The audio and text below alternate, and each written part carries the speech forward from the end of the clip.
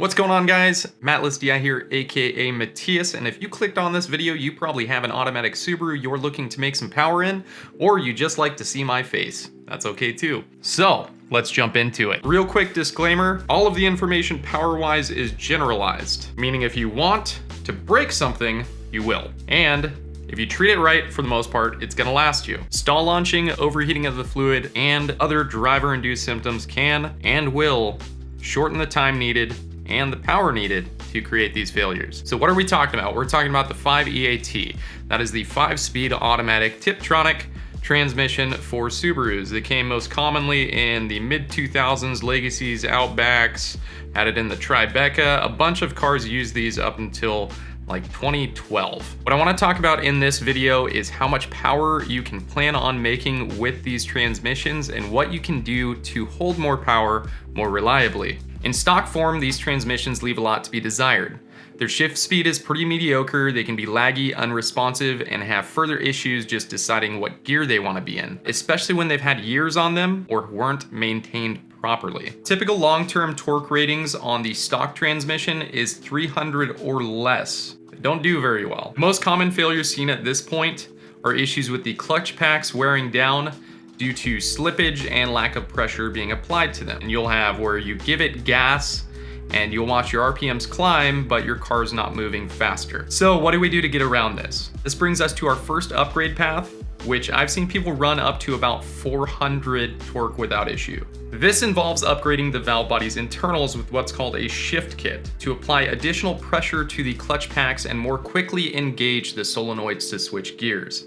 Transgo makes a great DIY option for this, and there are write-ups on installing these yourself if you're savvy enough. Otherwise, you can go to a transmission shop and have it installed for you, or you can buy a pre-built, pre-modified valve body from places like IPT or Level 10. Now keep in mind, the valve bodies on these cars did change. They had a revision from the early model 5EATs to the late model. So if you're going at purchasing either a shift kit or an upgraded valve body for these units, you want to make sure it fits your application. In doing this alone, you're going to notice quicker, more positive shifts, changing the entire feel of how the transmission operates. With that being said, to get the most out of this upgrade, I would be looking at having your tuning tables adjusted to increase the natural line pressure of the transmission as well, which any knowledgeable 5EAT tuner should be able to do while they're tuning your car. Before going any further, I do want to note these transmissions suffer from both over and under cooling issues.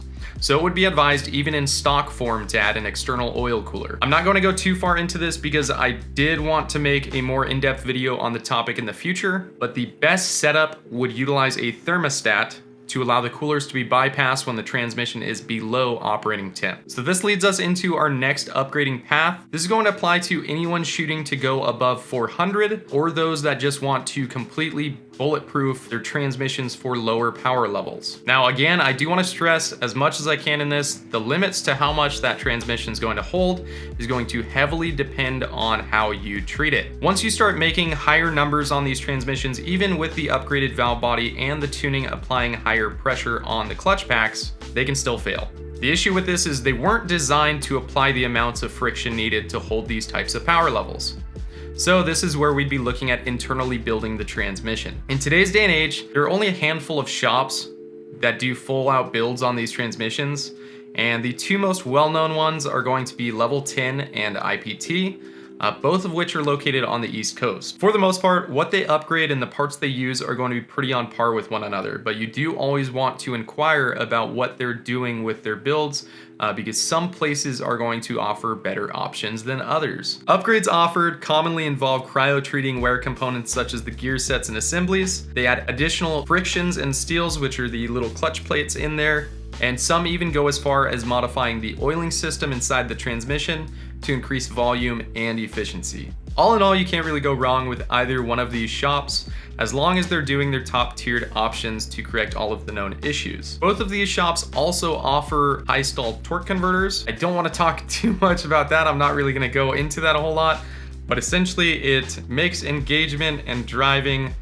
better for track-like scenarios at the cost of a little bit of street ability. All right, so now you've got yourself a built transmission by a reputable shop. They've taken care of all your problems, and now you get to enjoy the high horsepower automatic Subaru you have, right? Right? No. Nope. Nope. Because in all of these modifications, there's still one thing that can go wrong. And that, my friends, is the center differential. The baby bitch needle bearings in the center differential love to explode like a bag of chips you just struggled to open for 5 minutes in front of your wife. Luckily, people found a way around this by specially machining sleeve style bearings to replace these weak components. This was originally done by Frankster on the forums, and then Climber D of Hex Mods was the one that kind of made this readily available to a larger public. He sold batches of them to people, so a lot of people were able to get this done. The downside to this, as far as I know, Hex Mods has moved on from the platform. I haven't heard from him in years, and I don't know anyone else that mass produces those bushings nowadays. So that kind of sucks. Hopefully in the future someone will continue to make these more readily available, but there are documents on machining specs and metal type used if anyone is interested or happens to be a machinist looking to make these parts and provide them to the community. So let's say you did get your hands on those metal diff bushings and now you're ready, you are clear, you are out of any issues or problems. You can go full out Gymkhana with your moon-tuned 5EAT.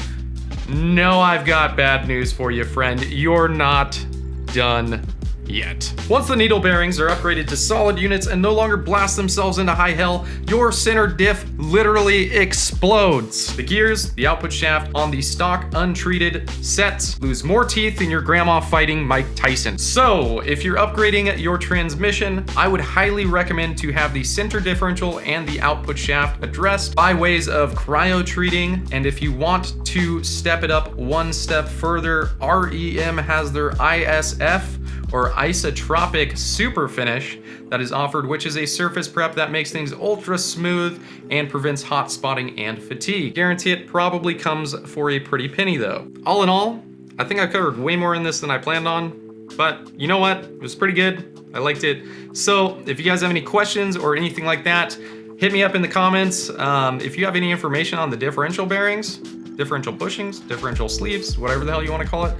If you guys have information on where to get that, that would really help the community out as well. So if you want to comment that down below, that would be sweet. Also, if you guys want to chat with me about any of this, or if you have 5EAT issues or anything you want resolved, join the Discord. We love to be on there and help you guys out. So I will have a link for that in the description, as well as other little links and things to help you out. With that, like always, I will catch you guys in the next one. I hope you learned something, and I will see you next time. I honestly don't care about looking just at the script. Because I want this to come across and be clear and concise and make fucking sense. What are you ordering on B&H? I was looking at teleprompter so I can look at the goddamn thing and say what I'm saying. Dude, my brain does not remember stuff. I'm smart. I lose sentences very quickly. I wrote out this whole script for you. It took like 2 hours. Keep in mind, the valve bodies are different. Are you reading it very monotone? No. You should. Just read it very monotone and straightforward. In doing this alone, you'll notice quicker, more positive shifts, changing the entire feel of how the transmission operates. With that being said...